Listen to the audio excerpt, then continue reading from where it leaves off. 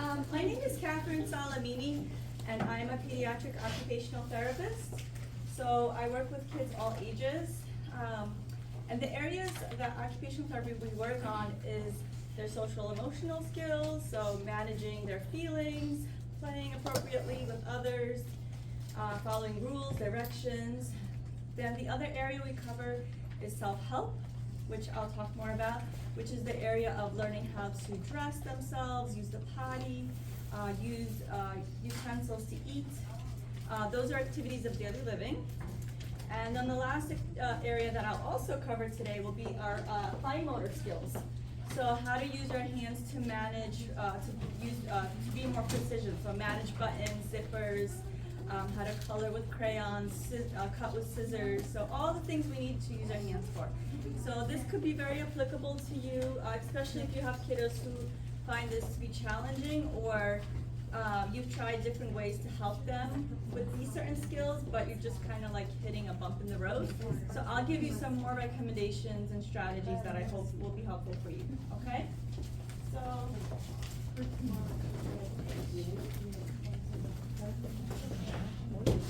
let's go back. So my company is Sunny Blossom Therapy, and so what we do is we work with children with various behaviors and challenges. It's very holistic approach, so it's not medical based. We don't talk about medication. We don't talk about diagnosis. We don't talk about medical side of it. It's more holistic and natural based. And then with the service, children learn how to manage difficult feelings through play, because how do they best learn? They best learn when they're playing. And the services are usually provided in preschool settings like this, or daycare. We also go to the homes, we go to their public schools, we go to like other community centers, like it could be a grocery store, it could be the church. Wherever the behavior comes out the most, we are right there supporting the kids. So the other area we also work on is on their sensory processing. So what that means is so when we think of our profile, we all process sensory information in our own way. So for example, the way we tolerate this fluorescent light versus the way we tolerate sunlight. Okay, some of us might be more sensitive to fluorescent light or maybe sunlight. Or how we process the touch. So some kiddos have tactile defensiveness, meaning they don't like the feeling of certain textures or materials in their body. Or they take their shoes or socks off because they don't like the feel of it. So that's the sensation of touch. And then there's the sensation of smell and taste and so forth. And all of these creates our profile, and all of these affect the way we respond to our environment. And it could be one of the reasons why we see certain behaviors and challenges with those behaviors. And again, what do we work on is mostly life skills, so how they participate in social gatherings, play with friends, share, transition, and so forth. And I just want to put a disclaimer up there so you guys know, whatever I'm teaching here today is just for you to have as to put into your bucket of tools. This is not for you to go and provide medical advice for any particular child. This is just strategies and supports for you to have in addition to what you already have, or whatever you use now. Okay, so the first thing I want to talk about is one of the first things that might be the reason for certain behaviors, especially when we see behaviors escalate and almost looks like it's coming out of nowhere, is we want to look at the brain. So in the brain we have the limbic system, which has the amygdala, and it's in the prefrontal cortex. And what that is it's how we respond to emotions, or how do we respond to our environment. So if a child perceives that there's a threat, for example, they can't explain what the threat is, but they get all of a sudden scared, their brain goes into flight or flight, right? So they either fight this threat or they run away. And so that's the amygdala, and the amygdala kind of sends that alarm off. But sometimes, once that alarm goes off and the threat is still perceived, the hypothalamus kicks in, and that's the break response. And that's when we see ourselves and kiddos freeze, right? They don't know what to do, so they freeze.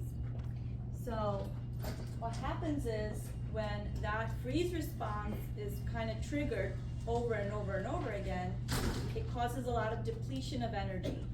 And so when the kiddo's depleting energy constantly, or when you guys are under a lot of stress and you're depleting this energy constantly, what happens when something is perceived as uncomfortable? Or, our emotions heighten up and we have bigger reactions. Or our kiddos have bigger reactions and responses, right? So that's why sometimes you might be like, well, I thought this child was having an okay day, like nothing really major happened. And by the end of the day, all of a sudden they're throwing fits and they're pushing and kicking other kids. It's because they were depleting all this energy throughout the day. So they were trying to hold it together. But by the end of the day, it was just overwhelming them. They depleted themselves completely and now they're having big reactions, right?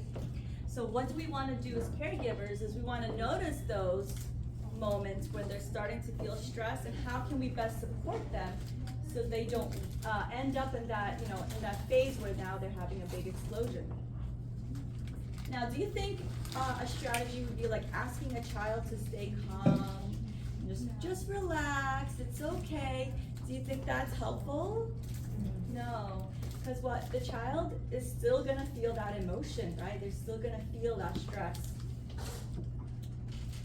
So that's just something for you guys to have in the back of your mind. I'll cover a little bit more of other ways to really help them. We want to think about like routine and structure. So when we do have routine and structure, that gives us a safety. We know what's coming up. It builds confidence in kids. Setting rules and expectations so that children know what they should be or shouldn't be doing, what is expected and unexpected. But then we should also give them time for exploration, because when we do that, children are able to problem solve. They're going to encounter situations when they're doing self-exploration and fun play. They're going to encounter conflicts with their peers, and that gives them an opportunity to learn how to problem solve those moments. Kinesthetically learning, that basically means they're using their whole body. I'm just going to grab water. They're basically using their whole body in the learning process. So it's not mostly like what we're doing now where you're just sitting and listening. They're actually getting up, they're moving their body, they're imitating movements, stomping their feet, and so they're using their whole body to learn. And then teacher modeling behavior. So how do kids learn what is expected behavior? Is it just by us verbally saying, or is it by them watching us behave as well, right? It's by them learning from the teacher and the caregivers what is expected and not by looking at our behavior. So if we start to lose our cool and start yelling or start acting out in certain ways, they might imitate that from us and they might learn from us. So we want to be very cautious about how we behave in front of kids. Okay. So the zones of regulation. So this curriculum, I do teach a little older kids, but it definitely can be modified to any age group. And the zones of regulation teaches us about, which guys you were just talking about, social emotional. It teaches about feelings and how to regulate our feelings. So it goes under 4 different colors, and I just made this board for you. So what I did was I created this rocket ship, and it kind of resembles our feelings. So sometimes the rocket flies really fast, it goes vroom, and sometimes the rocket kind of flies a little slow, and that's kind of how we feel sometimes. What we want is the rocket to fly just right so it can reach to its destination. So what we do is we talk about different feelings and the colors that they fall under. So the first one is blue. This is when the rocket is flying really slow. And so our emotions are kind of low down there. So we might be bored, feeling sick, or sad, right? We kind of just want to be by ourselves. We want to be in our little spot. That's the blue. Then the green one is the just right. This is where we want to be when we're learning. So we're happy, we're focused, we're calm, okay? The yellow zone is when the rocket starts to go a little too fast for us. That's when we're feeling silly, excited, maybe surprised. And then the red one is when our emotions are truly out of control. So we may be putting our hands in other kids.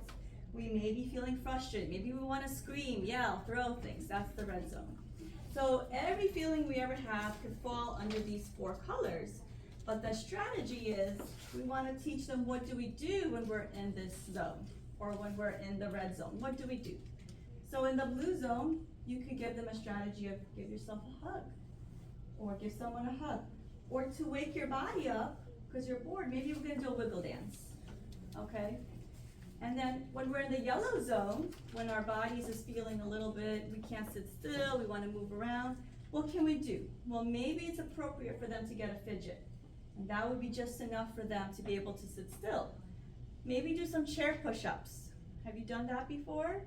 Where you put your hands on the chair and you just lift up and go down, okay? That could be a sit-in, an exercise they do while sitting, which is very appropriate when they're learning. Maybe get a drink of water. But when they're in the red zone, maybe that's when they do need a break. Maybe that's when they need to go sit in the calm down corner or the happy corner.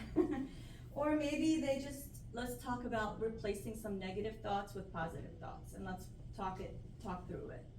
So the idea is we want to identify where we fall under and then what can we do to help ourselves.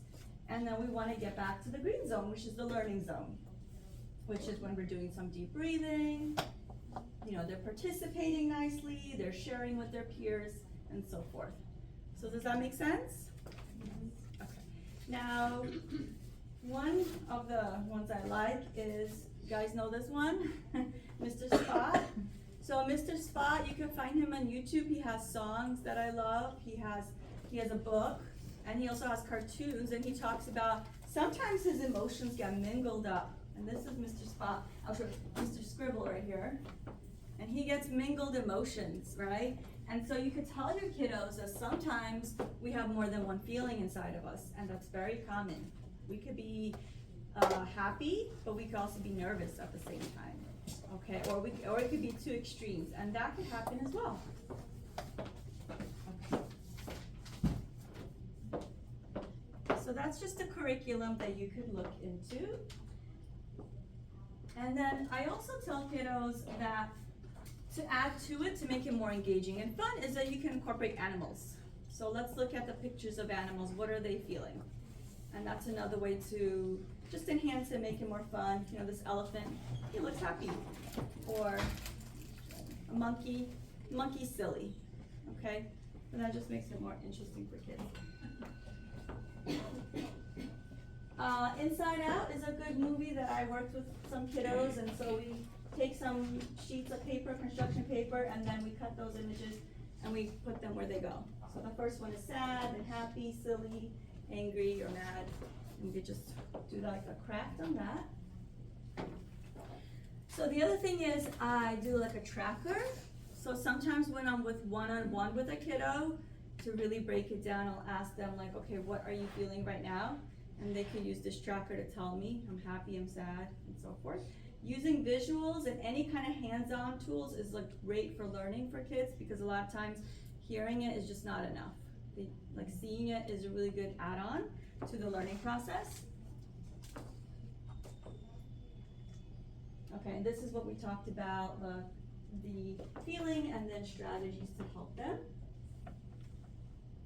So another strategy is, I know you were talking about it back there, was deep breathing. So I'll give them a visual, like if I show my hand, then I'll say to them, okay, we take a deep breath in, we hold, breathe out. So, and we do that 5 times. So that's great as a visual. Another one is this one, it's the 6 sides of breathing. So we start at the start, we take a deep breath in and we follow with our finger, we hold and then breathe out. Breathe in, hold, breathe out. So again, anytime you have a visual with it, that's great for them to kind of follow through and keep them with their focus. And I think she did print out, right? Okay. This one is called the lazy 8 breathing. So again, that's the one I just showed you. This is a similar one. You're just gonna go take a deep breath in, hold it, and then breathe out. And you just follow along with your finger. Okay. So mealtime access. So some of our kiddos, I wanted to kind of focus other parts of the day besides circle time and the big parts, the big chunky parts. I wanted to focus on mealtime and like toileting and sleep, because those are also moments when kiddos may have a hard time, right? So with mealtime, some kiddos, this is more like the fine motor aspect. Some kiddos I notice have a hard time learning how to use utensils. So what they do is they may scoop, but then it kind of goes, it goes opposite direction of their mouth.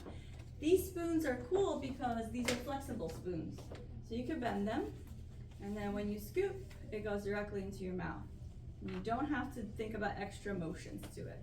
So I love these. These are good. They make spoons and they make forks like this that bend. So I'll pass those around for you guys to check out. Then there's silicone spoons that are nice. Weighted spoons. So those are spoons more so for kiddos that just have tremors, or those are the kids that need that extra weight to feel like sometimes they seeking that input of weight.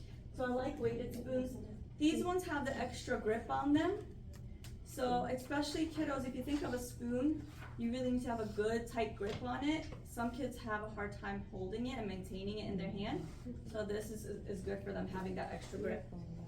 So I'm gonna pass these around. Okay.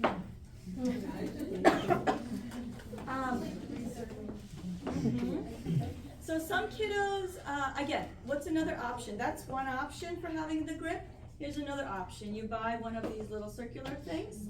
It's like a long tube. You could cut them up and you put them onto the utensil, and again, it gives them the extra grip they need. Okay, so I'll pass this around.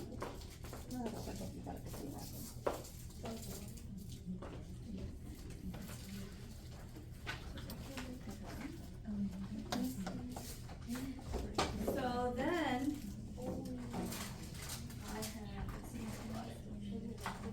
and then the other option is you buy one of these, and you basically, you put it onto the spoon like that, and then it keeps them, see, it doesn't fall. So especially those that let go, this will keep it up. That's what this is. And then these are for the little infants, the little guys. Have you seen the smaller ones? It's just easier for them to hold and learn how to. Okay.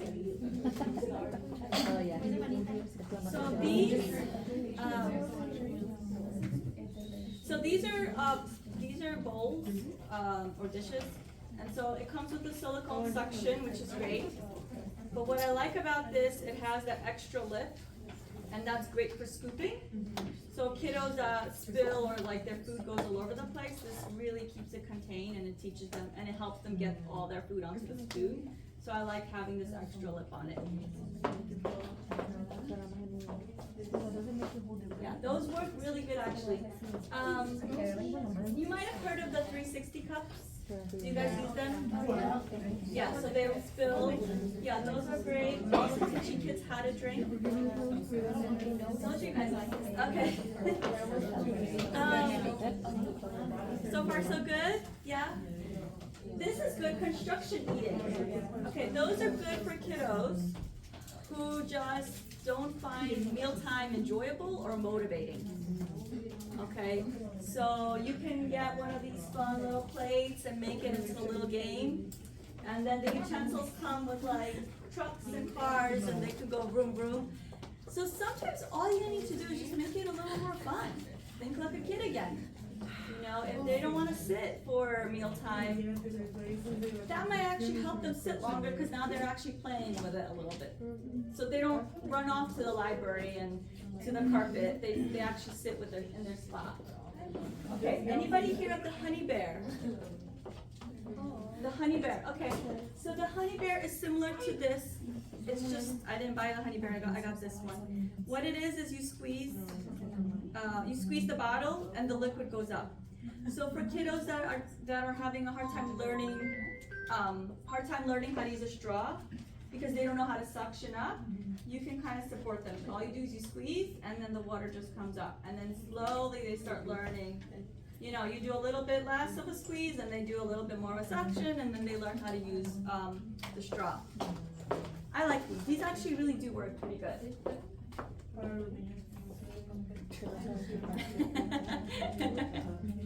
Okay. Okay. Now, I know it looks like a lot, but I didn't bring everything.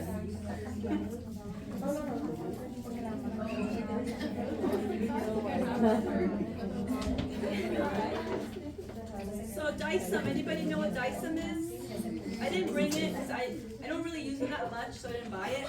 But I did used to use it when I worked for the school district. Basically, it's this material here that comes in a roll, and it's very sticky. And so, again, you can put it under plates, cups. I mean, mostly plates, because cups they have to lift up. But anything that you need to be stabilized. Okay. Now, some kiddos actually, I would put it on the floor, on the wooden floor, and I put their feet on there. Okay. And so I teach them a little bit like, for those kiddos that needed a little bit extra, you know? A little grip. So it helped. So anywhere, I would do it on anything that I would think would need a little stabilization, because sometimes kids are sloppy and they move things around, and then we lose items.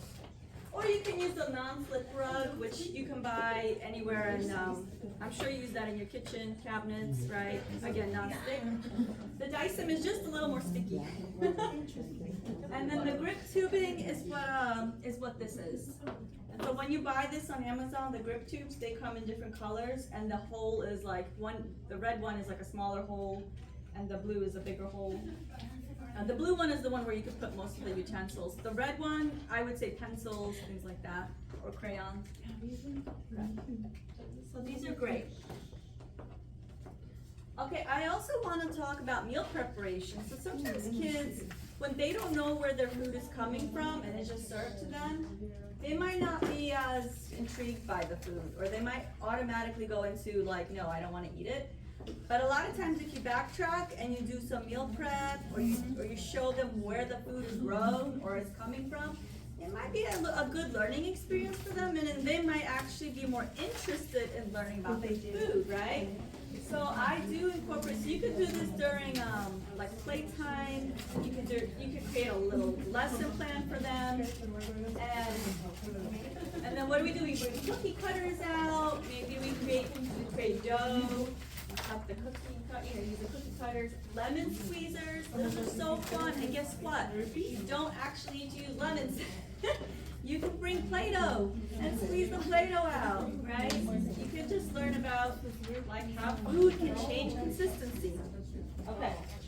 And then the food chopper, all they do is they press down and then chop the food. Again, so much fun. And guess what? When kids are actually like in the process of creation, what do you think they do?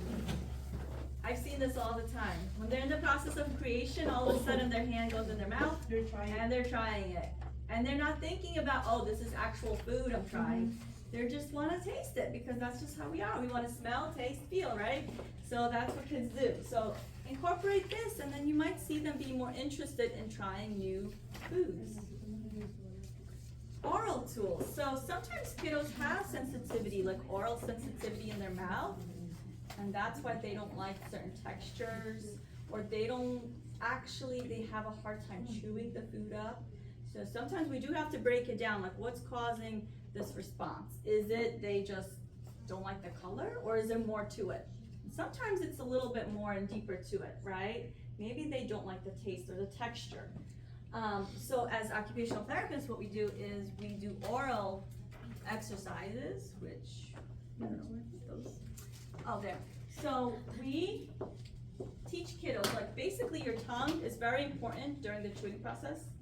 Okay, so your tongue plays a role in helping, and sometimes the kiddos have a hard time learning, or for whatever reason, their tongue is not moving in the right way.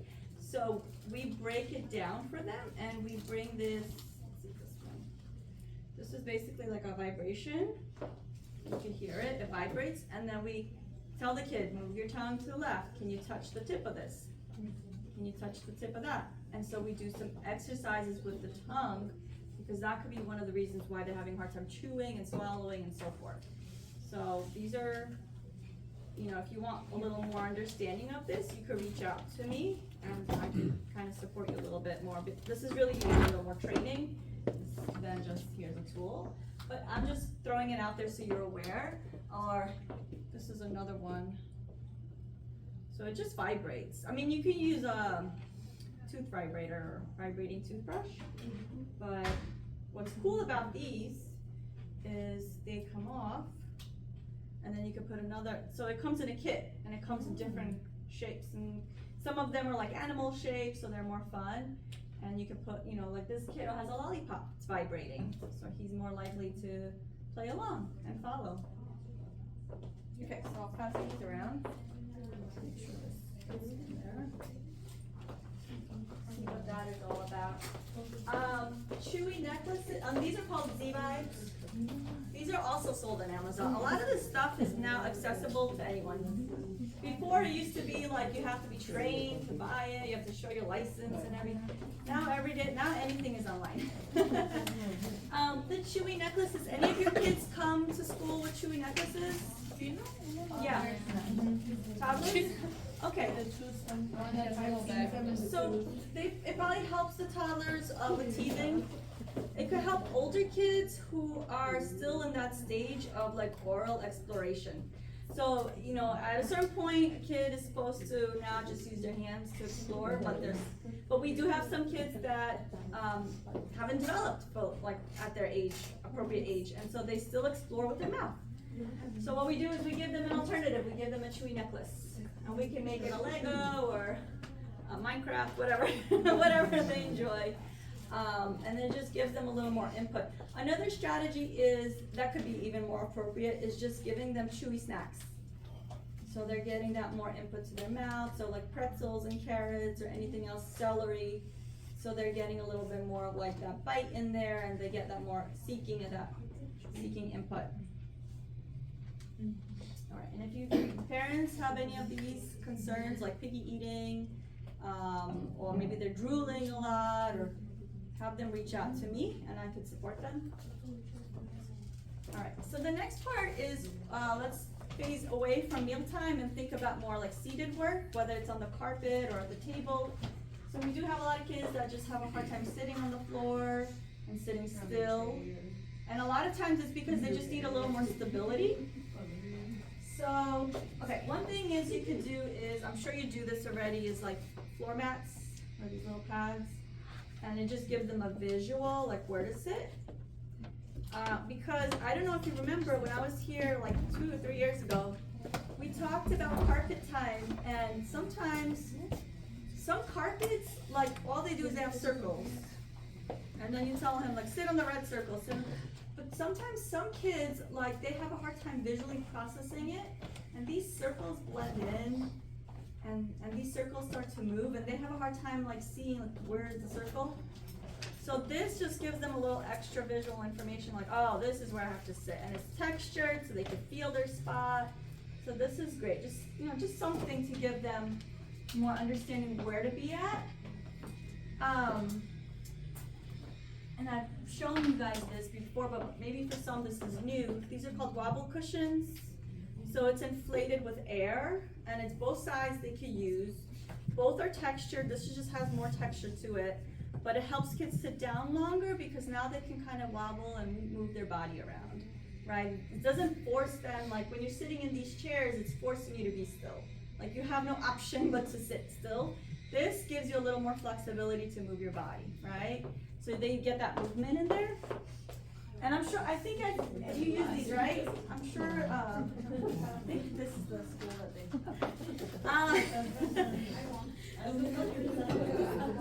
okay, so another thing is, I like the yeah, and the other one, very simple. You get tennis balls, and this is like cost effective.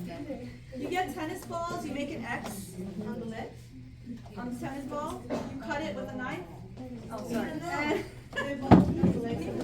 Yeah. And you put them on the legs of the chair. What do you think it does? Oh yeah. sliding? What else Maybe is more like cushy. maybe? So there's two ways to do it. You can put it on all the legs, or you can put it on two, like one on this one and one on the other side. And again, it gives a little rock. So it's a cost-effective way to make a sort of like a rocking chair. Okay. Or you can put them all. Pea pod. I actually did use this, and it does really help. For those kiddos, when you're doing, maybe it's more of a quiet time, and it gives them the support and the cushion and the comfort. Some kids just really like to feel like a little more tight confined. These pea pods are great. They're not good for napping, I wouldn't say that, because it's not that safe. But for sitting and reading a book, relaxing. Okay, it could be, I don't know if you guys use like big bean bags, but this is a good one to relax it. Vibrating cushions. So if you squeeze, what do you think it does? Yeah. And some of us love vibration. Some of us can't stand it, which I get. Some of us love vibration. And so I've had children where I would put this on the carpet and they would sit. Like, wow, that's all you needed.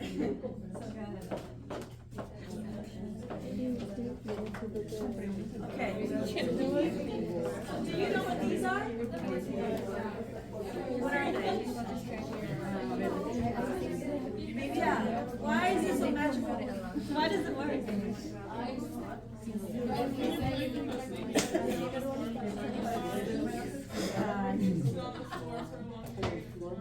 Yeah. So, yeah. These are kid size. Yes. I was thinking, Are you? okay, got my own cookies then. For older. Yeah, Oh, for for you. kids. Oh, no, you can use it with kids. Right. So you guys ready? Yes. Okay, eyes on me. 1, 2, 3. Okay, so the reason why I use this, and you can buy kid size for these, especially when they're sitting on the carpet and they don't have that back support. Some of our kids really need to feel supported. Okay, either they have poor posture and they don't have that core strength to keep sitting up, and so we see them leaning, and other kids are just like falling their bodies down on the. It's not necessarily because they're tired. It's just because they have a hard time. They actually have to use more of the energy to sit up straight or to sit in crisscross position.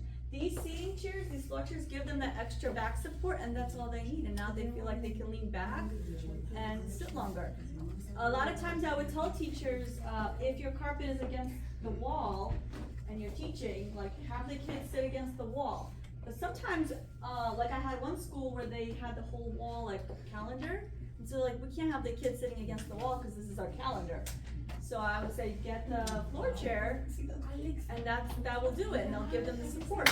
Because sometimes we'll say have them sit on a regular chair, but then they're kind of away from their peers, and they're, even if the chair is close to the carpet, it still makes them look like different. So this kind of helps them sit and be a part of everyone. And then these are the floor mats that, the floor mats you can buy. These are just very basic ones you could buy that are more cushioned and more soft. And those are just another tool as well. And that might just do the trick as well.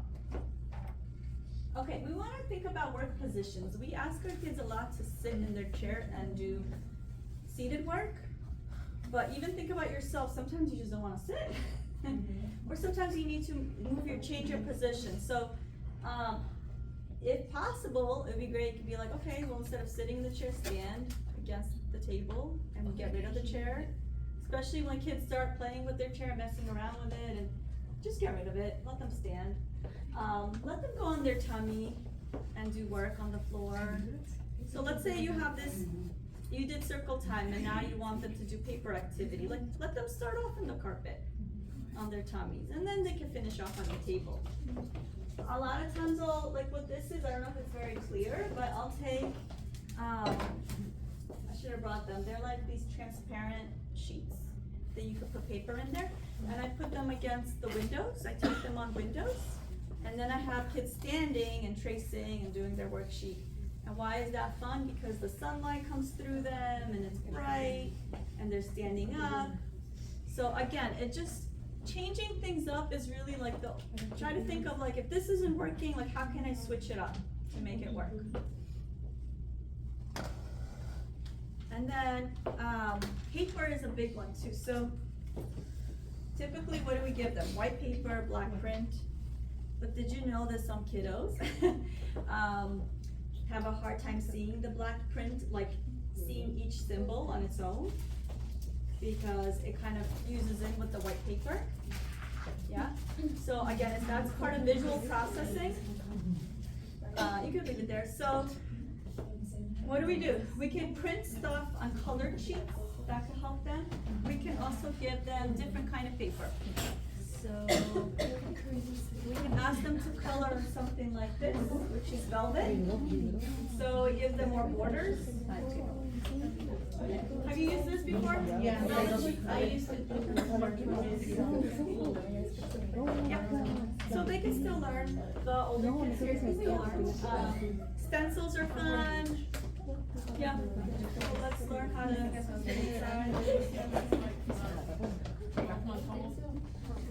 No, that would be older kids. And I'm sure you have different ages here, right? Yeah. We start at 2 months. 2 months, yeah. This would be for our 2 months.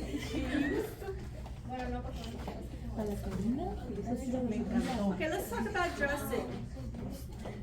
So, at age 1, what should they do when you are helping them with like dressing, undressing?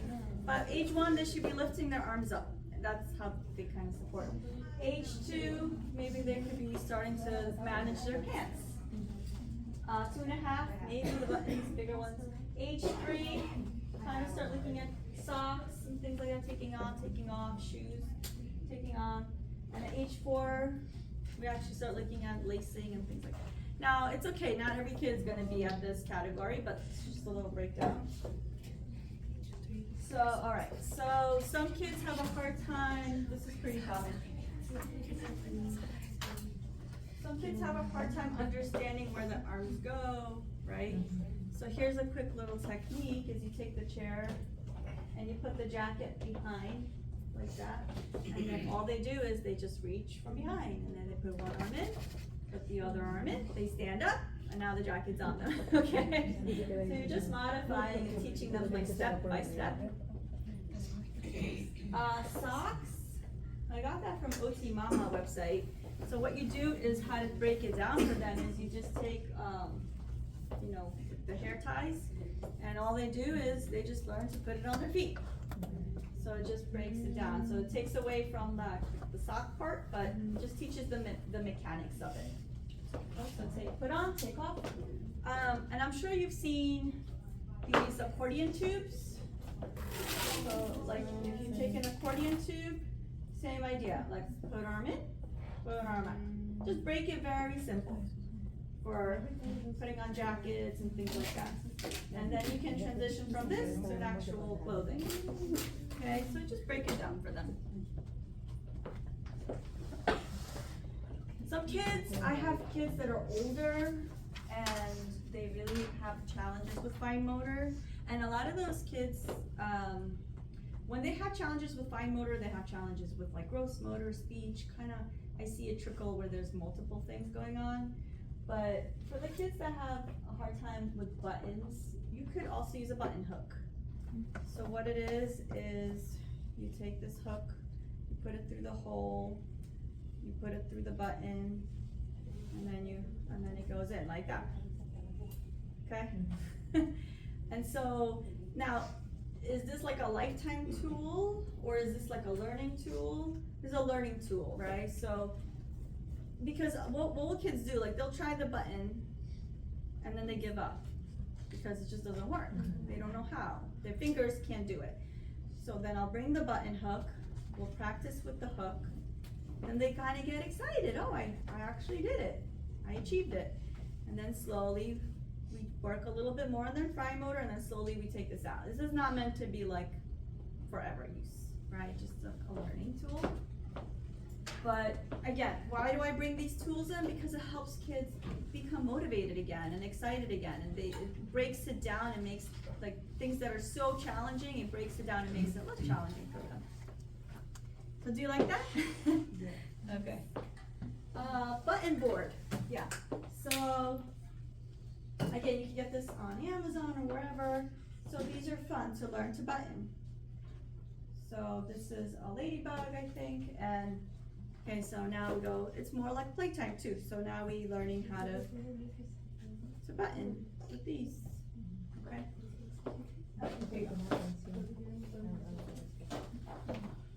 Okay. Buckle locks, I just saw this the other day. Basically for kids that have a hard time learning how to tie their shoes, you could buy these locks. You cut the shoelaces and you put the lace through these things, and then all they do is just buckle. Then the shoe board, I mean, this is another way of breaking down. I just use a shoe board, and sometimes what I would do is I would like paint one of the laces a different color, and so it breaks it down visually for them, and then I teach them the sequence of tying their shoes. There is another technique of tying laces that really helps it with, like, especially when they have a hard time making the bunny ears. You take the laces and you put them through the holes, and then, like, you know, look at your shoe, you have a hole there at the end, you put the lace through the hole there, and then it creates a loop. And then you just tie like that. I don't have a video for that. Zippers, if they have a hard time pinching the zipper and pulling it up, you take a pipe cleaner, you put it through the zipper hole, and now they have a bigger stick to hold on, and they just pull up and down. Okay. Okay, sensitive feet. Do you have kids that maybe have a hard time keeping their shoes on? They don't like the feel of socks and shoes. Yeah. So I definitely can work with those children as well, but a transition could be like the soft shoes. They feel like a sock on their feet. And so it doesn't give that so much pressure on them. Or the baby sock shoes. Because I've had children that just refuse no matter what we try, but they tolerate these type of shoes on them. Dress size sensitivity, so if a kid doesn't want to take their jacket off and things like that, what can you do instead? Well, we could give them a big hug. We could give them a transition tool. We could buy one of those big bears and have them hug the big bear. Because why is it they don't want to take their jacket off? Because it's very comforting to feel on their body, and it's like a safety for them. Almost like a safety blanket, but it's their clothing. So how can we replace that? Well, okay, let's take your jacket off, and then you get to hug this big bear. And you still get that feel. Okay, sleep. So if kids have a hard time taking naps, staying asleep, sometimes I'll bring these fun like LED lights, and they can play with them in their area. Like, it's up to you. Use your own discretion if this is appropriate, but these light up.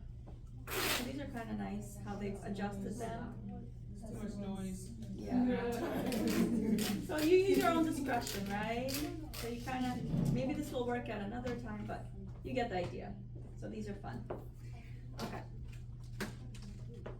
So again, like every classroom is gonna have their own challenges and their own kiddos that bring different challenges. So you use your own judgment, what works, what doesn't. Okay, I had one kid that would be head banging prior to sleep, so we put them down and then they would just start head banging against like the crib and things like that. So I would give them a pillow to hug. This is a vibrating pillow. But for home, I would actually tell the parents before they put them down to sleep at night, they might be seeking more vestibular input, and that's why they're like rocking their bodies and banging their heads. Maybe we can incorporate something before they go to sleep, which is like going on the swing, some sort of movement activity for them, and that might help them feel more regulated when it's time to actually go to sleep. How do you guys feel? Do you need you're good? Very good. Yeah, you're good? Okay. Okay, so crayons. I actually encourage us to have smaller crayons. So if they break them, it's okay. Because when we give them a jumbo crayon, they will start coloring like this. When we give them a smaller crayon, how do they hold it? Like that. So it's teaching them to use their pincer grasp, right, and their fine motor skills. So that's okay. It also strengthens their fingers because they're using them. And then a lot of them will start peeling off the paper off. That's okay too. Because guess what? Next time you don't have to worry about the paper. And again, it improves pincer grasp, and then the paper just doesn't get in the way. So sometimes you could just buy crayons that don't have the paper on them. You want to think about how thick the crayon is. So, you know, if it is thicker, it's easier for them to hold it in place in their hand. You want to think about the size too. The smaller, sometimes it's okay if they're teeny tiny. And these are called flip crayons. And they come in with like handwriting without Pierce curriculum, and so they're both sided, different colors, and those are fun as well. Okay, so then we also have finger crayons. Comes in a box like this. Again, it teaches them to hold the crayon this way. Or it has the hole, so they can, a lot of the kids like to put their finger in there and then color, and that's appropriate too. Okay. And I mean, you've already seen, they make all sorts of crayons now. They make an animal looking, animal shaped crayon, anything that really motivates them just to hold it and use it. These are the drop crayons. So again, they're really small, easy to grip, easy to color with. You can also make them. Yeah. If you ice cubes. Ice cubes, The the trays. Yeah, the molding, if they come in the mold. Yeah. So what you do is you take the crayon, I think you heat it up, so you kind of bring it back. No, you just bring the crayon from the kids smaller, and then you put them on the little ice cube, and then you put them in the. Yeah. Oh, in the oven. Bake it. And then you freeze it? Yeah, so you melt them, and then when you take them out, they cool down, they become solid again, so you can Okay. make them. You can have all any colors. Yeah, so that's fun. Yeah, that's awesome. Pastel, you guys use pastel? Here, I don't know if I brought. Those are fun because they're very vibrant. And a lot of times when kids, and you don't have to use, here it is, I was looking for it. It comes in like in a box like this. And so, you don't have to use a lot of pressure to see the colors because it'll give, and they always go for this little tool. Because when the pastel gets really small, you put it in this little tool and you lift it up and it keeps it secure, and then they, but I don't know why the kids love this thing. They always look at it. Pastels are great. I like them because kids that are not so excited about coloring, all of a sudden they see the bright color and intrigue them. Okay, so you maybe have seen these too. These are like paint, glue paint, something like that. Have you seen it? Yeah, those are fun too also, and they're not as messy, and also great for them. Okay, these are the ones I was talking about. Animal shapes are fun. And I'm sure you can mold, right? You can buy a molding for it and just make it too. No, I was just gonna put more pastels on. Squiggle wiggle pen. Basically you buy a wiggle pen and it vibrates. Must incorporate the batteries a little. So basically it comes in a battery and it shakes, right? And it vibrates. And then it comes in like there's different pens that you put in. But what I did is I modified it. I just put a paintbrush and I just taped it. And I put bells on it, and so it made it more fun for the kids to learn to use the tool. Let's see if there's a play, I'm just curious. No. Yeah, so then kids are learning, so again, it kind of shakes when they're doing it. So it kind of just intrigues them, gets them excited about using a tool on paper, right? Because a lot of times I'll have kids that love crafts and there's no issues with coloring or things. And then I have kids that are complete opposite, just like they refuse no matter how hard I try. So this could be a motivator. Let's see. Okay, so when we want them to sustain attention, so So a 3-year-old can sustain maybe 6 to 9 minutes, 4-year-old can sustain like up to 12, and then a 5-year-old can sustain up to 15 minutes. So we really wanna think like, they really have a hard time sitting there for too long. We wanna make things very clear and very short, and break them into like manageable steps. Okay, social emotional books. Do you guys like to read them books? This one, Mr. Spot, and that's for little older kids. But what's fun about this book is they come with these little guys, these little Spot toys. So this one says anger. And sometimes it's nice for them to have something to hold, right? You feeling a little angry, or hold this one? So the book kind of, as you read it, what's fun is it has a mirror at the end. You can look at yourself and like, what are you feeling? Okay, what is that emotion? But as you read the book, you can kind of find the ones that match with the picture. Sometimes kids will they'll listen to the book and then it won't really sink in, but then they'll like play with those toys a little bit, and then all of a sudden it starts to sink in. So just having that extra there is nice for them to recall. The color monster is good. See this one? I like that one. Also talks about he has different feelings and emotions. Pout Pout Fish, the boy with big feelings is great. The way I feel, it's just really fun.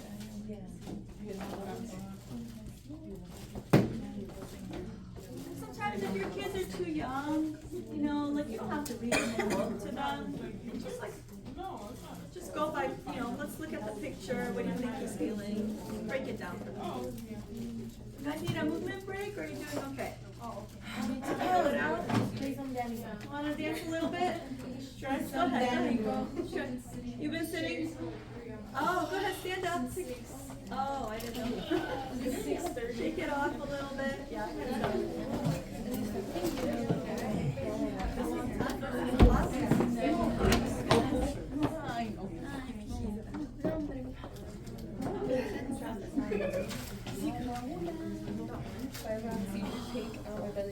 Let's give it to the right. I had a break. Don't take it, they're gonna bring it out. No, never cry. Oh, well, after this.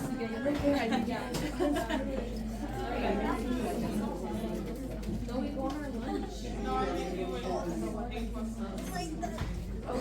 I asked Jackie if we need to do the first one or after. She was like, well, no, it won't count. I can do it. I thought that's what you because I'm doing my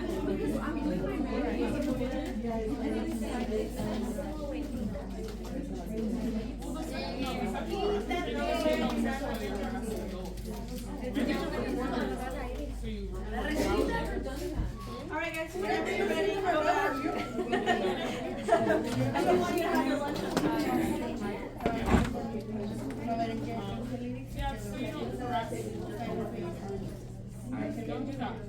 So I didn't know you started so early, but I do want you to have your lunch, right? Maybe you can start early too. Okay. Yeah, I know, I'm just saying after this, then we'll talk to them. Do you guys like to play music for your kids? Yes. Have you heard of Jim Gill's Hands Are for Clapping?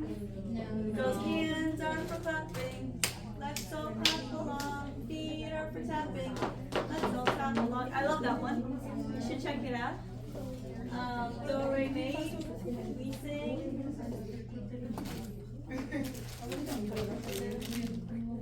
Okay, what about movement? Did you do a little yoga? Yeah, we try. We try. What kind of yoga? We just put YouTube videos. Yeah. I think it's Astra Kids. And they just follow along. Good. Yeah? Good. Okay. She's like, grab the orange, the green. Yeah. And start saying, yeah. Hold it. I like that.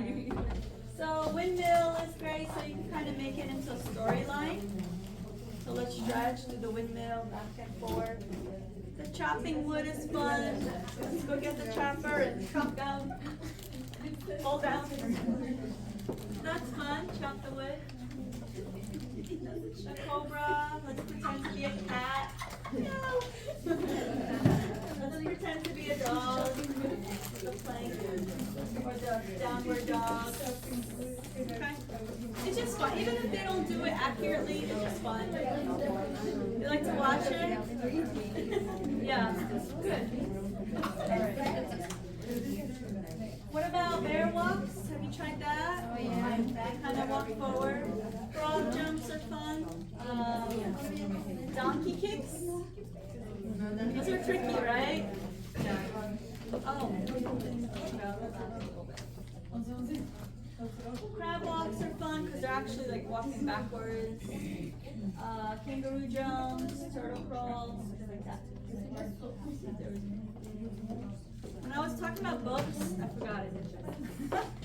I made this little poster. So, like, when you do the book, you can make fun little activities. Like this one goes with the Pow Pow fish. So what I did is I just find the hidden image. They check it off when they find it in there. Another good one is just matching. Okay, so simple things you could create yourself to enhance like the listening time when you're doing book time. These are Pow Pow fish like crafts you can do. This is good also like when I'm reading a book, and I use a lot of Velcro with the kids or with projects. So when I'm reading a book, and then I have a bunch of these, and they have to match them to the page that we're on. Go find me the picture that matches it. So a lot of hands-on as well, not just listening. Here's a spin the wheel. Spin the wheel. Let's see where we land. We got the green guy.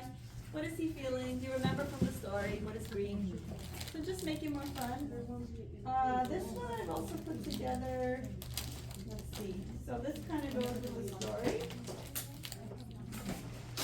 So what I did is I made my little story, and then what I did was I printed out the pictures, I put them on the sticks, and then as I read the book, you're gonna say, all right, he went for a walk. I got things up. He went for a walk, and then he didn't see what he wanted. He didn't see the berries he was looking for weren't there. Okay, so which one is he feeling? Excited or angry? And then they're like, oh, he's angry. That's right. And then what do? We're gonna put it in the book. Now they match it. All right. So things like that, just more hands-on for them is good. And then the last one is this one, which is like just the matching. If they know how to read, not that's fine. That's happy. Let's find the one that matches it. So I use a lot of Velcro. I use a lot of hands-on learning. It just makes it more fun for me and for them. Okay. Movement is great too. So maybe towards the end of it, mid to end of the day, they do need to do more heavy work. So what I'll ask them to do is they can wipe the tables, the chairs. Maybe we can load a cart with books. Or you can buy these little balls that have weight, like weighted balls, and put them in the cart, push the cart, push it back. Okay. I have, let's see, the block, foam block. You buy this at like the garden section of Walmart. And so what I'll do is I'll put golf tees in there, or popsicle sticks, and I'll give them a hammer, just hammer it in. So again, that gives them like, it gives them a project to work on, and it's also heavy work. And a lot of times when kids are like doing something with their hands, all of a sudden they're so focused. So it's good to get their attention back on something. Okay, so what about using TheraPutty? Have you done that? So TheraPutty comes in different colors. So here I have two. I have the orange and I have the green. And so each one has its own strength. So this is different from Play-Doh in the sense that it has more resistance. So it works on hand strengthening. And so you can feel this one. This one's actually, it doesn't say in there, but it could be firm, extra firm, soft. I think yellow is like soft. It feels like Play-Doh. This one has a little more resistance to it. And this one is the green one, this is super firm, and what I do is I put like marbles in there, little beads, and now I ask them to find the beads, pull them out, put them in the container, so they're doing like a discovery thing, they're hunting, so these are fun, so I'll let you guys look at that, okay? You like them, right? Okay. Back in the day, this was appropriate, we would do a street, like occupational therapists, we'd use a street roller. So some kids just love that input. You know, you can take a therapy ball and you can like, something they could do at home with their parent, is just like pushing that ball across their body. And they're getting that extra push to their body. Back in the day, we used to have them roll to the street roller and they loved it, that little squeeze, just right through that. Okay, tug of war, monkey bars, anything playground time is actually really great for them, right? Because when they're doing the movement and the heavy work, it helps their body, it helps their nervous system calm down. Now they can think better, they can focus and concentrate better, so these are great. I've done like just coloring pasta. So you take the, yeah, it's not cooked, so it's raw pasta, and then you just color it. So I like doing that, and then doing beading with them. Anybody know the time? I'm just curious. 11:17. 17. I don't know what time we started, but okay. 10:20. Oh, 10:20? Yes. Okay. So less words is more. So I always say to everybody that when I talk, even right now I'm talking so much, I know I'm losing a lot. And I know you've been here since 6:30, so that makes sense. But the more we talk, eventually we start to filter out sounds and we don't hear it, we don't listen. So less words is sometimes more. So what I do is sometimes I'll teach sign language. So, just like watching you, right? Or if it's finished, so you don't have to say it, right? So if you're in a busy classroom, like, you know, a book, you wanna do a book, help, okay, this is help me, I guess that's potty, eat, and then more. And these are the ones that I use more often, and even speech language pathologists, when they come in and work with kids on their speech, they'll incorporate the visual with the word, and it helps them learn better. Okay, so visual and auditory, all that combined does help the learning process. I'll go back to one. So why is this good?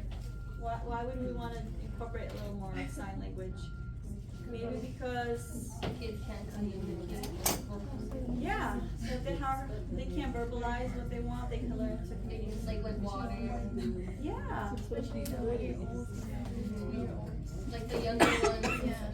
Yeah, when they're learning language and they have, sometimes I'll help kids that they're exposed to more than one language. And so what happens is when there's multiple languages going on, they need more time to learn, to be proficient in speaking. And sometimes what they'll do is they won't talk until they're ready. They're not confident to say what they want, so they will just be quiet. So teaching them the sign language helps. It's universal. It doesn't signal them out, so they don't feel like it's just, you're just focused on them. What else did I put in there? Doesn't distract the environment or the other kids.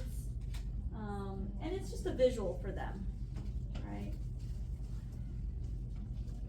And then the power of sound. So I do like to incorporate different sounds. So again, as I'm talking, I'm using the same frequency, the same tone. Unless I start screaming and then mumble, I don't know. But I'm pretty much at the same level, right, throughout the presentation. So what's going on? Now you're filtering out some of what I'm saying, right?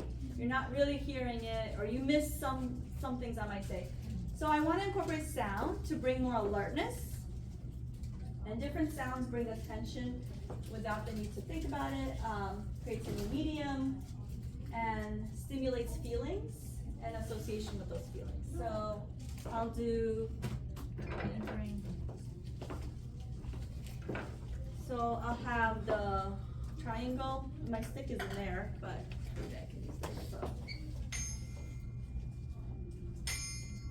you know, kind of. And what happens is like in the classroom, like everybody's doing something, but everybody notices when the fire truck passes by. And there's a horn going off, like, oh, what's that? Right? You get their attention. So these are called singing bowls. You might have seen these, you might have seen crystal bowls, right? So,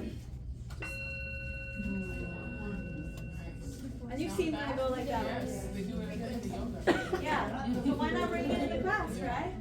So I don't know if this one does it. The crystal bowls they do that. But again, you can bring this and oh wow, that's neat. They like it, and now you get to like get them to look at you. Give me the stick. Yeah, we're gonna ding it. Okay. You could ding I'm it. telling you right now, I'm gonna ding it. You wanna ding it? You can ding it at the end too. I'm just using like bells. I don't know if I write anything else out. But do you incorporate music, sounds for attention? The ringing a bell. Does it work? What do you think? Sometimes, right? Yes and no. So, like none of this stuff is always going to be like 100% work every time. It's not. It's always a trial and error, and that's the art of like being a teacher, or that's the art of what I do, which is occupational therapy. You never know how children will respond. One day they respond perfectly, the next day they don't, and it's a trial and error. So you have to always play around, right? It's fluid, being fluid with it. So I would say, even if you think like this is not gonna work, right? You kind of play, give it a try. You never know. Always go for it and give it a try. I like to put music during seated work, light music, work music, even during lunch. I'll play something in the background during meet and greet in the morning, and even during nap time. If you could put some very soft, relaxing music, or I'm sure you do like the white noise machines, the little ones. Yeah. So sound does play a role in our mood and our behaviors. And then so I'm talking about sounds and lights, and I'm talking about visuals. So you see. So again, why is visuals good to incorporate in our lesson plans is because it helps us see the step-by-step instructions. Different color lights bring us attention. So if we use red, it might bring us alertness. If we're using blue, it might help us calm down. It's a new medium in the classroom. And it helps us with brings up emotions and feelings. So this one is what I'll do. For example, I'll talk about different volume to use. So sometimes it's okay to use our outside volume. Being loud is okay when we're on the playground. This is using our indoor voice, right? We just want to be right here. And sometimes we have to be quiet like a mouse when everybody's taking a nap. And so I'll bring this over and then I'll put the switch on so they see where we at. And then I'll point it instead of saying I'll point it to show them. I like using lights. I'll put these ones have many colors, but I'll put them on walls too. And I'll put this on the wall, and so I just press on it, and it gives them another just the visual information where we're at. And again, same idea. I don't know if I have it out, but we're just using a peg and having them individually tell us where we're at, so they can move the little marble up and down. And then when I'm teaching them about time management, that's hard for older kids because they don't really understand how time works. So what I'll do is I'll use a countdown app, which you can put up on this board, or you can put it on your phone, and basically it'll have a circle that's all red, and as the time starts ticking, the picture slowly starts to show, and when the time is completely done, the picture is there, okay? So it gives them visual information of time. This one is fun too. So you basically, you spin it, that's 20 minutes, 15 minutes, And as the time passes, this goes up, up, up. And then when time is done, it rings. So you've seen this? Yeah. Do you want me to pass this around, or you're okay? You're okay? All right.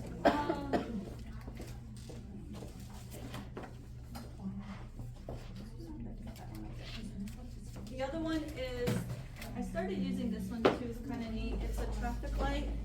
So green, when the light is on green, that means we're working. When it's on yellow, we're still on the working time. And then when it goes on red, then we're done.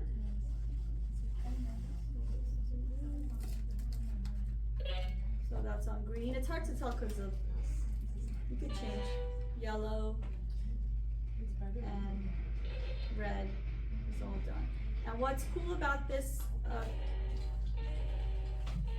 the battery's going down. What's cool about this is you can change, each color can have its own time frequency. So you could put this for 5 minutes, 4 minutes, 3 minutes, or you could put this for 15 minutes, and then have each one at its, how much time frame you need.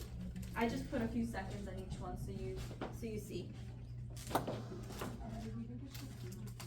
A visual schedule, and I'm showing you like everything I've got. So a visual schedule is this.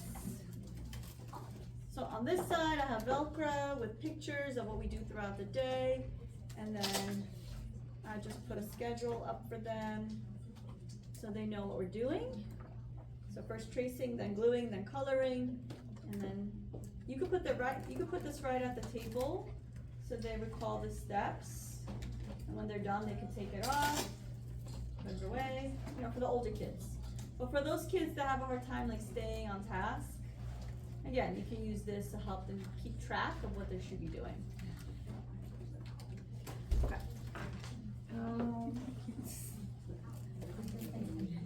So,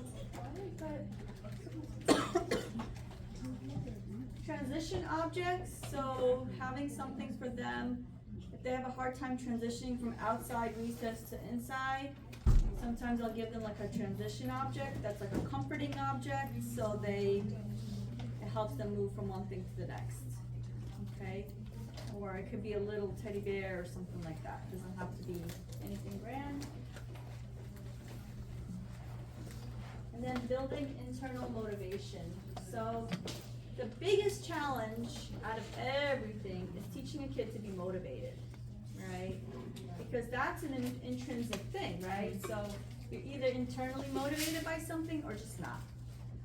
So the best way to help kids who are not motivated is thinking about where do they fall on the scale of this activity that you're asking them to do. Is this activity too difficult, maybe? Is it so difficult, or they perceive it to be difficult, they just don't even try or attempt? Or is it too easy? And that's why they're just so bored. And that's why they're acting out, or they're trying to, you know, they're done with it too fast. So you want to do just right. You want to think about just right approach, and this is where you have to come in and tweak things for certain children and make it a little more challenging or make it a little easier for them, so they feel that it's just right. Because when it's just right, when it's just challenging enough but not too much, they're more likely to stick with the task, attempt it. They're more likely to feel more confident once they complete it. They gain some sort of satisfaction. Okay, so that's where how you want to present activities. We want to incorporate play in every lesson. And of course, think about like your kids. Like, it's hard because I know you're stressed out and you've got a lot in your mind, but put yourself in their shoes sometimes to understand what's going on with them. Use relatable characters, events, or mystical creatures. So be like, with SpongeBob, do this or that, you know, or think of a Disney character that they like watching and talk about it in that way, so they can find it more relatable. So, like for example, like for older kids, if I'm doing math, this is just an example. I'll use Minions because it's something they might relate with and might want to attempt to learn. I'll use these puppets. I'll put my hands in here.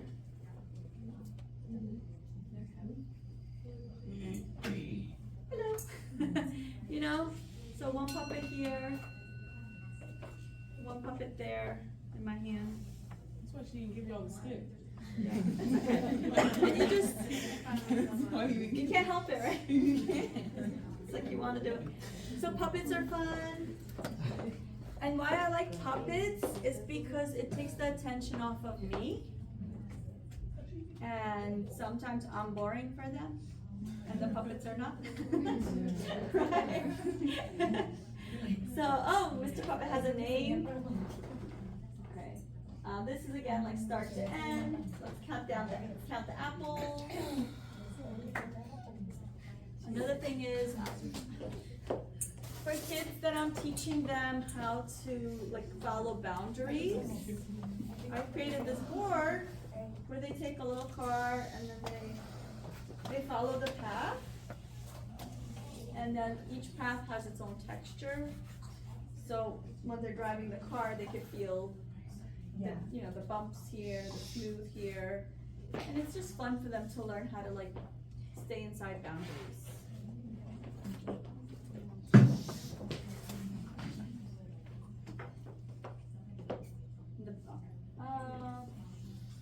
Spinning the wheel is fun. So again, when I'm like doing things, I try to bring fun objects with them. Spin the wheel, especially when I'm doing story time.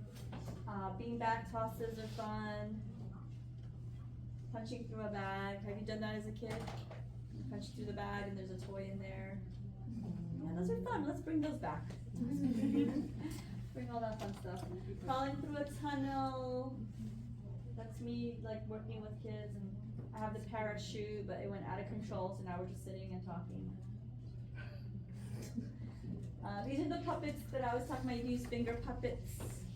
Just a little just a little difference, and it makes the whole, the lesson much better. And then using reward systems. I mean, this is really like old school traditional, like the stars. You can make it fun. Like you can make it, let's see if I have it here. I have one where I made a star chart, and it's Batman. So I personalize it for a child that loves Batman. And so every time he did something on task or whatever, I rewarded him with a little Batman sticker until we went to the Batmobile. Got to the Batmobile, and now we did it. So again, it makes it fun. Whole body listening. So when I'm teaching kids about our bodies, I'm teaching them about what does our body do when we're listening. So our eyes, we look. Our ears, we listen. And you can do Velcro with that, so they can make it an activity. Lips, we just keep our mouth shut. Our heart is there to care about what we're listening about. When somebody's talking, we care about it. You know, our bodies are still, our hands are folded, our feet on the floor, and our brain is listening or processing. Okay, and I like this because we take them off, and then we put them back on. So you can do a whole curriculum and whole body listening. Fidgets, you guys use some fidgets? What's your intake on fidgets? And why do you use them? You have kids that just can't sit still, but maybe if they have something to hold in their hand, squeeze. That could be a fidget in a sense. I'm fidgeting. Yeah, you're fidgeting.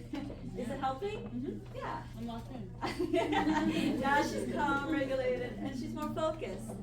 Now, sometimes what will happen if, let's say she's using this fidget, and all of a sudden she's like, all right, I feel the effect of it, now I want to play. I'm gonna throw it over. Right? Yeah. We've seen that too. So now it's not technically a fidget, what is it now? A toy. It's a toy, a distraction. So even fidgets have a limit. We don't want to have access to it all day because it loses its power. We want to only provide fidgets when necessary, right? Okay. If you guys want to touch your toes or something, you can go ahead if you need to move around. And there's different types of fidgets. Like these ones are little chains. They're so tiny, and all you do is you move the chains around. Or the pop tubes. Have you seen those? Again, I mean, they make noise, but they just, these are like accordion tubes, and you pull them, pull the legs, pull the arms. That one is a little square where it has like little buttons and stuff, clicking, yeah. It's a little cute, that's all it is. It's kind of like a remote controller. Okay, the last part we're gonna talk about is fine motor. So when we talk about fine motor skills, that's using our fingers. And the first thing we need to be aware of is our core strength. So everything goes from proximal to distal. So for us to have like good finger strength and finger coordination, we actually have to have a really good core, strong core, okay? So especially like those toddlers that skip the phase of crawling, that's when they're getting that strong, building their core. But if they skip the crawling stage, when they grow up, they might have some challenges with their fine motor skills. Yeah. And then how do we know if somebody has, their core isn't that strong? Maybe they're slouching, resting their head on their hand, having a hard time sitting for long periods of time. Infants, what do? We kind of, well, as a therapist, I'll put them on the therapy ball and we start rolling the infants. And then that teaches them to have their head up and like work on their core. So I'll roll them this way, that way, back and forth. And then when they're older, it helps them with their precise work, like drawing or coloring or for lengthy periods of time. When I'm working with children, there's a couple of things I look at. I look if they have 90, 90, 90 degrees. So 90 at their ankles, knees, and hips. Okay, that's how a child should be being able to sit. So what does this mean? That means their feet have to be on the ground. Okay, the height of the table has to be where, if you put your arm like this is where the table has to be. Okay, 90 degrees. If you go like that, it's above 90. So this helps them with their sitting posture. And then if you look at those kids over there, their feet are dangling. Sometimes we kind of overlook it. Even I would do it. I would overlook, not think much of it. But actually having our feet stabilized on the floor helps us with our posture as well. So if the chair is too high, you could put something under their feet just so they have some support for their feet. Again, even that plays a role in how we use our hands and the mobility of our hands. Floor sitting, I encourage crisscross sitting over W. A lot of kids will do W sitting and I'll actually manually change their feet into crisscross sitting. W sitting limits upper body rotation. So for example, if they need to grab something on this side, W sitting kind of resists that. And then in W sitting, the hips, the abs, the leg muscles will become tight, and that affects their coordination, balance, and development of gross motor skills. So it kind of makes everything tight here when they do a lot of W sitting, and then affects them long term. Older kids, I'll start with slant boards. I didn't bring mine because they're kind of bulky, or I already have too much, but so kids sometimes just need something prompted up. Like you can take a binder, like here, I think, I don't have that over here. You can take a binder and just have them write, put the paper there and have them write on the binder. And why is that good? Because it helps with their wrist positioning. So it kind of gives them support at their forearm and their wrist to have something down and write. I also do talk about positioning of the paper.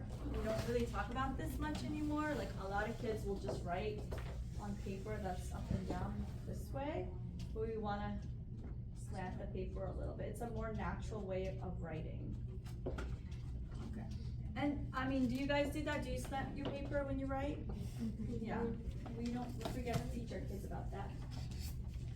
It also helps them see what they have written. It helps their writing hand write below the writing line.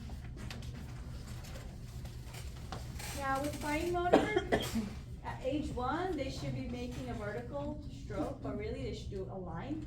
Age 2, it should be horizontal. 2 to 3, they're gonna combine and make it across. And then by 3.5, they should be doing a circle.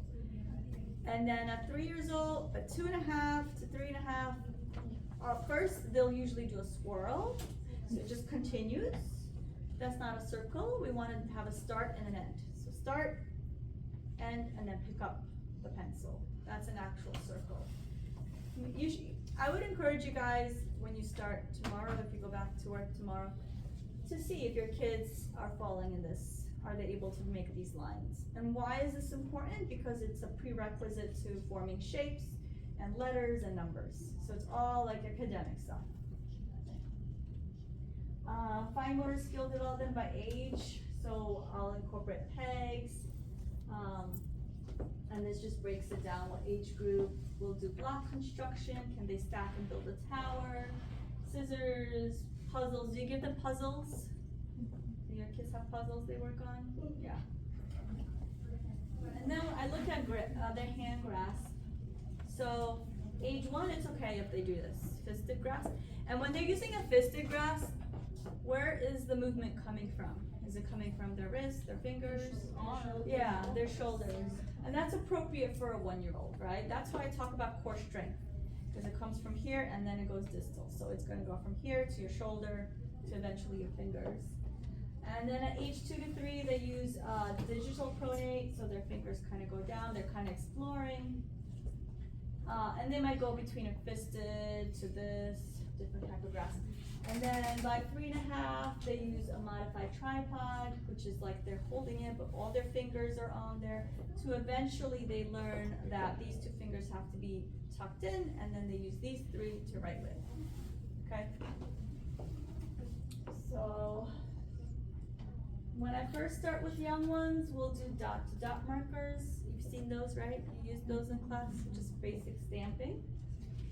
And then when they get older, and their grasp is still funky, that's when I'll introduce pencil grips. So, okay. So, this is a pencil grip. And what it does, it tells the kid where to put their finger, these 2 fingers. And then it helps them keep it stabilized and in there. Okay, you've seen these? Mm-hmm. Yeah. And then my older ones, like this is called the twist and write pencil. So you twist on the bottom, the lead comes out, and then you take your index finger and put your finger like that, and then you can write. This is an appropriate grasp, and it helps them keep their fingers in place. And it doesn't fatigue their hand or cause pain in their hand, because a lot of times if these kids don't learn how to correct their grasp early on, their hand is gonna start hurting them, especially as they get older. They're gonna be doing more writing. They're gonna create, some of them may get arthritis when they're older, or yeah, it could cause a lot of challenges and issues. So we wanna correct the grasp as early as we can. Okay. And then basically what that is I'm teaching them visual motor. So visual motor is being able to look at something visually and then do that motor activity, so whether it's cutting or gluing. So what are some fun visual motor toys that we can incorporate? Like the donuts for the little guys and girls, right? Because it's teaching them how to put it in the stick. This one, have you guys used that one? No? Stackers, yes. That one is basically you just put the sticks into the holes there, yeah. Simple stuff like pulling tissues out, having a container with an opening and all they have to do is release objects into it, like blocks. The older kids, I incorporate this toy. Comes with a tool, or you could just use your hands, and it teaches them wrist rotation. Okay, taking these off. I like this one, is actually pretty popular. And then this is cake construct. I didn't bring this toy, but I did bring, I don't know where I have it. Oh, there it is. I like that toy. This one you can construct butterflies, trucks, trains, all sorts of things. So what I did is I broke it down for them. That's the older kids. And then they can see the instructions visually. Cause the manual doesn't come with visual instructions, it's all written. So I break it down for them. This is a lot of fun. And even if they don't follow the steps, but they're just playing with it, they're still learning to do precision work and, you know, learning like a wrist rotation and all of that. Pegboards, puzzles, lacing, like this one, just lacing through the holes. And then I'll incorporate these. I'm sure you have some of your own stuff that you do. These are just some like, you push these in. So again, hand strength. And then they can construct something. Butterfly, whatever. These are great. Hand strengthening and visual motor skills. Here's another one. And I do this with my 2-year-olds and my 3-year-olds.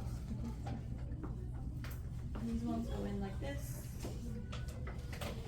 Push in. Okay, you build things, it's fun. And it's eye-hand coordination too, because they have to be able to do it precisely. Tweezers, pulling beads out, things like that. Okay, visual aids. So again, some kids, like I said before, I don't know if you recall, when you have white paper and black print, sometimes the black print kind of like fades into the white paper. And that's visual processing, okay? So what we do is we either print things in colored construction paper, or we can buy these overlays, which is this transparent paper. You put it on, and then it just has a color, different colors, and it helps them to see that, the symbols, the black print. I like using, this one has been really successful, even with my 2-year-olds. This is an electronic writing board. And then when they're done, they erase, so it keeps things very clean. It's not messy. And then sensory bag or drawing gel, so we fill this up with like shaving cream or Jello or whatever, and then we can learn how to make the shapes. Using correct pressure, I'll have a lot of kids that don't know how much pressure to use on objects and things, and sometimes people, like parents will tell me like, I don't know, he likes to hit a lot, or he likes to throw a lot, and then as I study the child a little bit, I realize, oh, they're actually not aware of how much pressure to use on toys, and then it comes off as they're throwing or things like that, but really they use the same pressure for everything. So they use the same amount of force on everything, which is too much. So it's important for us to be aware of our body and how much pressure or force needs to be applied on tools and objects, so we can actually use them correctly and we don't break them. Okay. So one thing I would recommend is using using a weight on a pencil. So for kiddos that just are pushing too hard down, you put this little weight on, and the pencil it just weighs more, and they use less pressure on writing.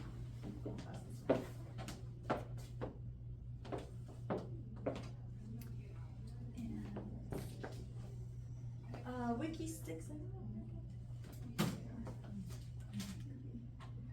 Wiki sticks are these sticks. These are made out of wax, and what I like about them is actually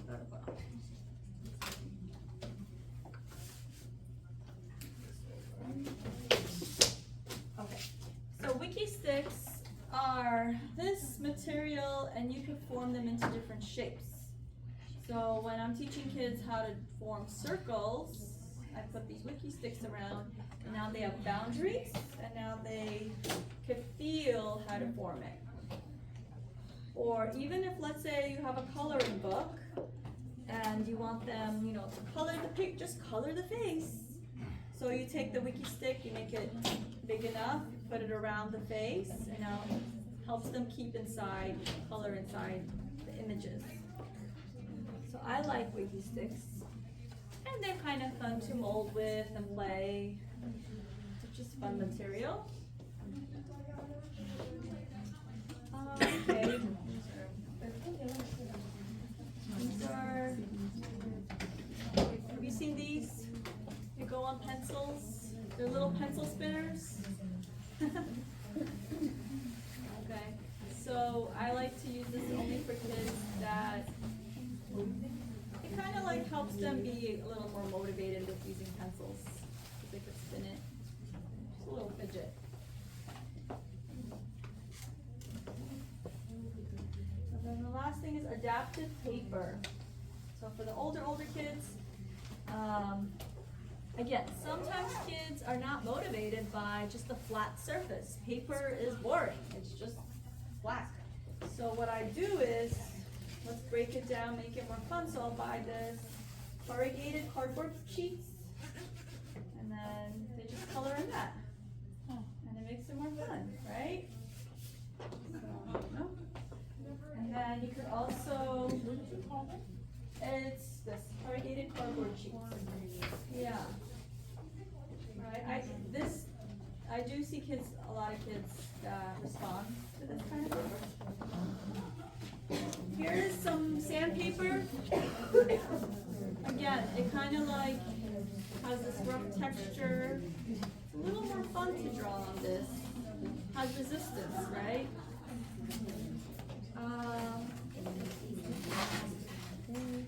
This is raised line paper. See this? Yeah, so again, it's raised so they can feel the gumps. So it's teaching them letter sizing or sizing of writing. And again, they feel the bump. If they go down to this line, oh, they've gone too far. Yeah.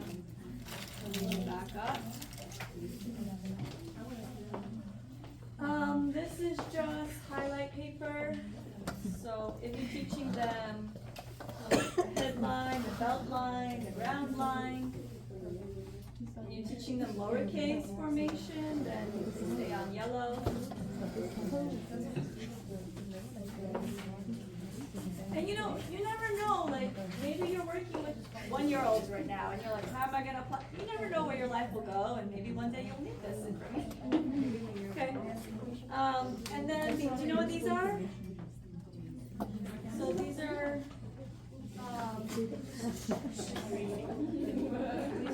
boxes. Again, we write each letter inside a box, we draw a circle inside the box, teaching them how to, teaching them sizing. Any questions so far? Sorry. No, it's okay. And the next thing is, okay,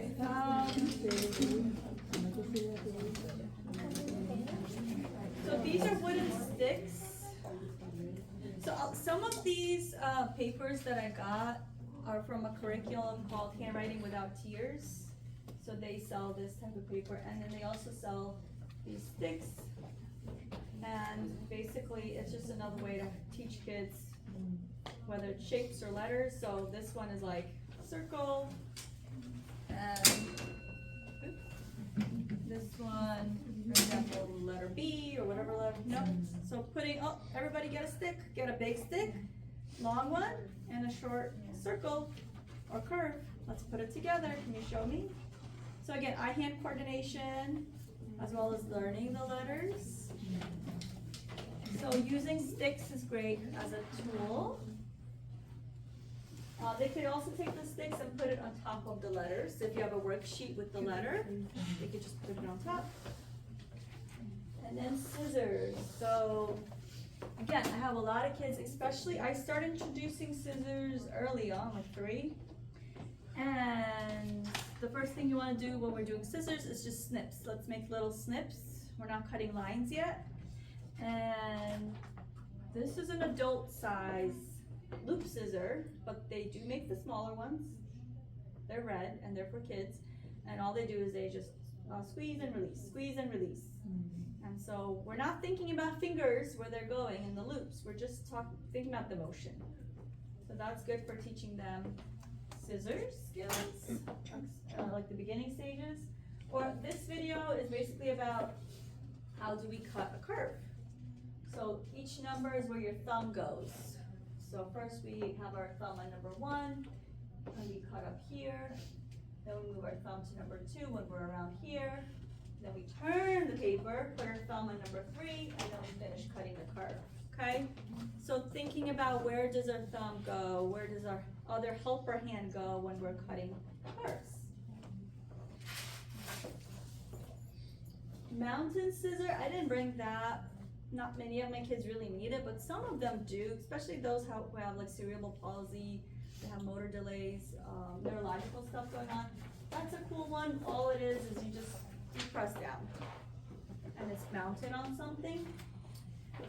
This is a self-release kind of scissor, so you put your fingers in, and it has a string in there, and it just opens naturally. Yeah.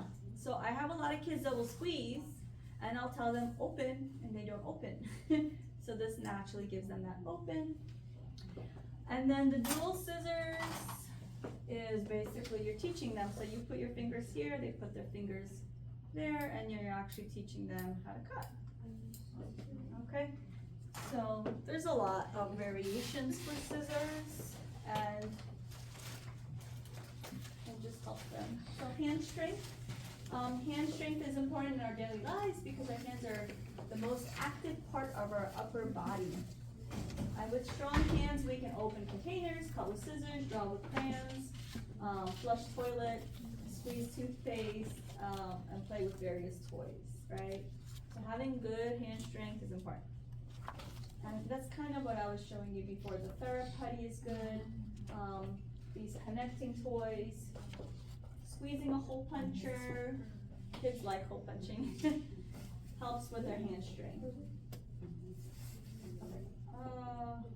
That's a New Year resolution thing. I think there was something else. Yeah. Okay, the next thing is, what time is it? 11:57. Oh, we go until 12. I think there was something else. Okay, the next thing is, what time is it? 11:57. Oh, we go until 12. 12. Well, let me show you one. We have 1 minute. So, I was gonna do one other thing with you, but we don't have the time, but this might be fun for you just to be aware. What I was gonna do if we had extra time was I was gonna teach you how to make these little dolls. So what you do is use pipe cleaners and beads and stuff like that, and just a fine motor craft. And the other activity was to make these dream catchers. Ooh, throwback. Right. Aw, I think that's the Boys and Girls Club. Yeah, so if I come next, we'll do these, okay? Next time if I go. So these, I just thought these would be fun for you guys to make and just to think about fine motor crafts for your kiddos. Or if you're interested, I could send, if you email me, I can send you links for them on how to make it. The other thing I asked, did you guys enjoy this presentation? Yes. Okay, great.